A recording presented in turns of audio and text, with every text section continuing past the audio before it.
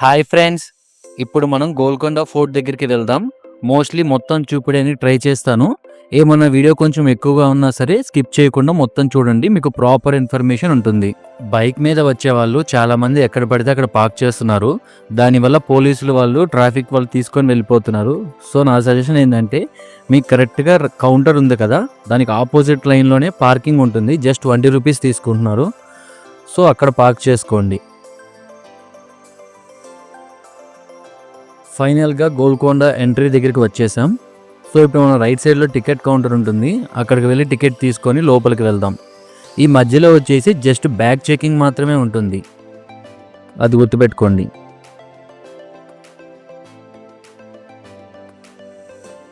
Starting ఎంట్రీనే చాలా బ్యూటిఫుల్గా కనిపిస్తుంది అండ్ అంబియన్స్ అండ్ క్లీన్నెస్ కూడా చాలా బాగుంది.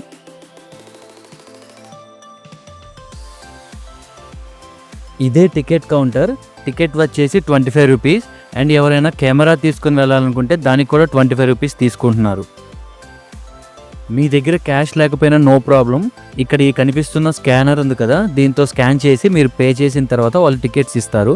అండ్ ఇలా కాకుండా మీరు ఆన్లైన్లో కూడా టికెట్ బుక్ చేసుకోవచ్చు. ఇక్కడ వాళ్ళు మన టికెట్ని కన్ఫర్మ్ చేసుకొని లోపలికి పంపిస్తారు. ఇదే మెయిన్ ఎంట్రీ. ఎవ్వరు రావాల్సిన ఈ గేట్ నుంచి లోపలికి రావాలి, ఇంకా ఎలాంటి గేటు లేదు. మీరు అబ్జర్వ్ చేస్తే ఎంత పెద్ద గేట్ ఉందో చూడండి. ఈ గేట్కి ఎదురుగా ఫిరంగి కూడా ఉంటుంది, మీకు అక్కడికి వెళ్ళాక చూపిస్తాను. అండ్ ఇక్కడ ఇంకో స్పెషల్ ఏంటంటే, ఇక్కడ మనం క్లాప్స్ కొడితే పైన ఉండే రాజుకు కూడా ఆ సౌండ్ వినిపిస్తుంది. ఇదే ఇక్కడ మెయిన్ అట్రాక్షన్. అప్పట్లో మొబైల్ ఫోన్స్ కానీ కన్వర్సేషన్ చేసుకోవడానికి కానీ ఎలాంటివి ఉండవు కాబట్టి ఇక్కడ ఎవరన్నా సౌండ్ చేస్తే ఎవరన్నా వచ్చారు అని మాత్రం అక్కడ రాజులకు తెలుస్తుంది. సో దానికోసమని ఇలా ప్రత్యేకంగా ఇక్కడ చేశారు. మనకి ఇప్పట్లో లాగా టెస్టులు కానీ అలాంటివి ఏమి ఉండవు ఎవరినన్నా సెలెక్ట్ చేయడానికి.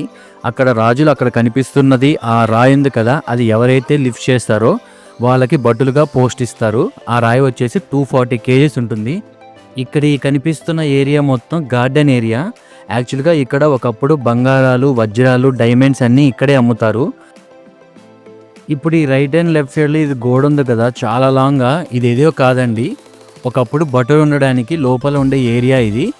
వాళ్ళకంటూ ఒకప్పుడు రూమ్సే ఇవి. మీకు ఒకసారి లోపలికి వెళ్ళిందా చూపిస్తాను. ఇక్కడ ఈ చూస్తున్నారు కదా, ఈ లోపలే ఒకప్పుడు బట్టలు అందరు ఇక్కడే ఉంటారు. వాళ్ళకంటూ సపరేట్ రూమ్స్ ఉండేవి కావు, ఈ లైన్లోనే వాళ్ళు నివసించేవాళ్ళు.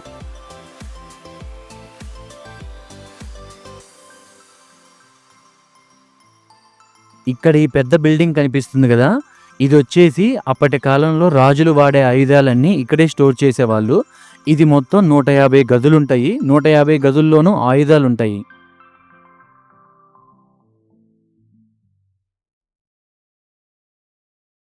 వామ్మో, ఈ ఫోర్ట్ అంతా చూస్తుంటే మొత్తం చూసేసరికి 1 డే పట్టేలాగుంది. నేను మోస్ట్లీ మెయిన్ ఇవన్నీ చూపిస్తాను, అన్నీ చూపించడం అయితే చాలా కష్టం. ఆ ఎదురుగా కనిపిస్తుంది కదా, అది వచ్చేసి దాన్ని వెల్కమ్ ప్లేస్ అంటారంట. ఎందుకంటే పూర్వకాలంలో ఎవరైనా గెస్ట్ కానీ ఎవరైనా వచ్చినప్పుడు భటులు వాళ్ళని ఇక్కడికి తీసుకొని వస్తే పైనుంచి రాజు వాళ్ళని చూసి అవి కన్ఫర్మ్ చేసుకొని వాళ్ళని పైకి రమ్మని పిలిచేవాళ్ళు. ఈ పక్కన కనిపిస్తుంది కదా, ఇదే చాలా పెద్ద బావి. అప్పట్లో రాజులు కానీ మంత్రులు కానీ అందరూ కలిసి ఇందులో ఉన్న వాటర్నే యూజ్ చేసుకునేవాళ్ళు. ఇంకొక ప్రత్యేకత ఏంటంటే, అప్పట్లోనే ఇక్కడ నుంచి పైప్ లైన్ కూడా అవైలబుల్ ఉంది పైకి. ఇప్పుడు మనం తారామణి మహల్ దగ్గరికి వెళ్దాం. మీకు అక్కడ రైట్ సైడ్లో కనిపిస్తుంది కదా, అదే తారామణి మహల్. దాన్ని మసీద్ అని కూడా అంటారు.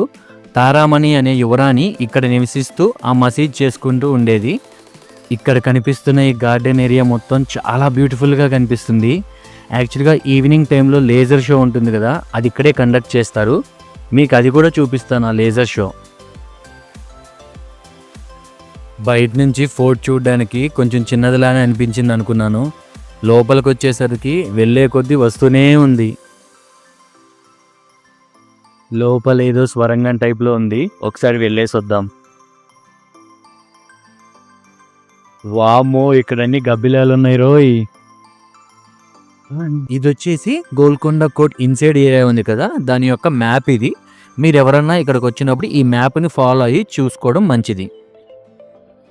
ఇప్పుడైతే మనం లోపలికి వెళ్దాం. లోపల వచ్చేసి ఒక 100 మీటర్స్ వరకు మనకి స్వరంగం టైప్‌లో ఉంటుంది. ఫుల్ చీకటిగా ఉంటుంది. హైదరాబాద్ ట్రిప్‌గా ఎవరన్నా వస్తే మాత్రం గోల్కొండ ఫోర్ట్‌ని మాత్రం ఖచ్చితంగా విజిట్ చేయండి. చాలా బావుంటుంది. సరదాగా మీరు కూడా మీ ఫ్రెండ్స్‌ని తీసుకొని వచ్చేయండి గోల్కొండ ఫోర్ట్‌కి. ఒక 3 అవర్స్ హ్యాపీగా ఎంజాయ్ చేయొచ్చు. మెమరబుల్ డేస్ ఉంటాయి మీకు. ఇక్కడ ఇంకొక ప్రత్యేకత ఏంటంటే, ఈ స్వరంగంలో మనం ఏం మాట్లాడుకుంటున్నా సరే అది రీసౌండ్ వస్తూ పై వరకు వినిపిస్తుందనమాట రాజుగారికి. సో, ఎవరన్నా అన్‌ఎక్స్‌పెక్టెడ్‌గా ఎవరన్నా వచ్చినప్పుడు వాళ్ళు అబ్జర్వ్ చేయడానికి ఇదొక క్రియేట్ చేశారు ఇలాగా.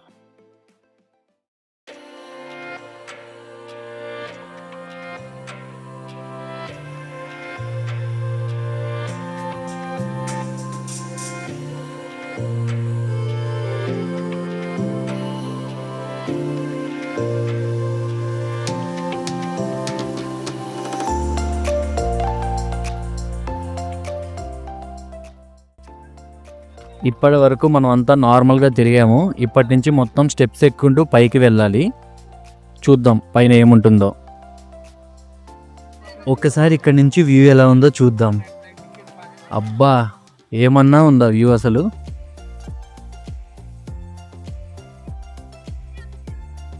ఈ స్టెప్స్ అన్నీ కొండరాళ్ళతో కట్టారు కాబట్టి కొంచెం స్లిప్ అవుతున్నాయి.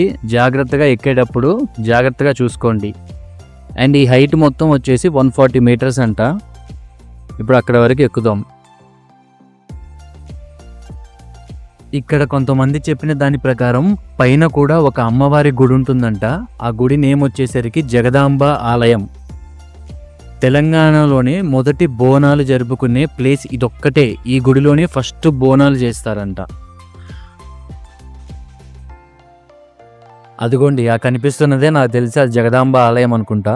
ఇక్కడే మొట్టమొదటి బోనాలు జరుపుతారు. కింద మీకు ఫస్ట్ చెప్పాను కదా అక్కడ బడ్డులు ఉండే స్థలం అని. ఇప్పుడు ప్రెజెంట్ అయితే అక్కడ ఆ ఏరియాలో వాళ్ళు పొంగళ్ళు అవి పెట్టుకొని అక్కడ తినేవాళ్ళంట.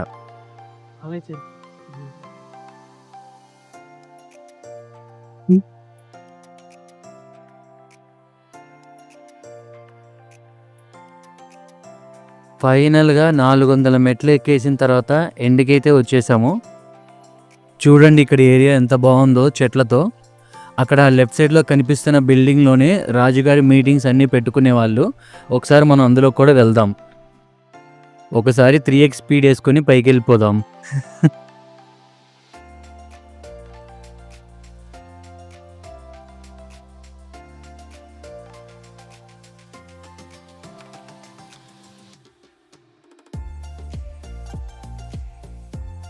ఈ ఏరియా మొత్తం వచ్చేసి రాజుగారి దర్బార్ మహల్ అంటారు. ఆయన ఏ మీటింగ్స్ కండక్ట్ చేసినా ఏం చేసినా రాజుగారు మంత్రితో వాళ్ళతో మాట్లాడినా అన్నీ ఇక్కడే జరుగుతాయి.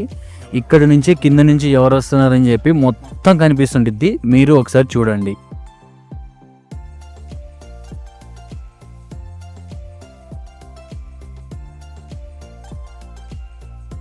ఇక్కడ నుంచి చూస్తుంటే చుట్టుపక్కల 5 to 6 కిలోమీటర్ రేడియస్లో ఉన్న అంతా కనిపిస్తుంది.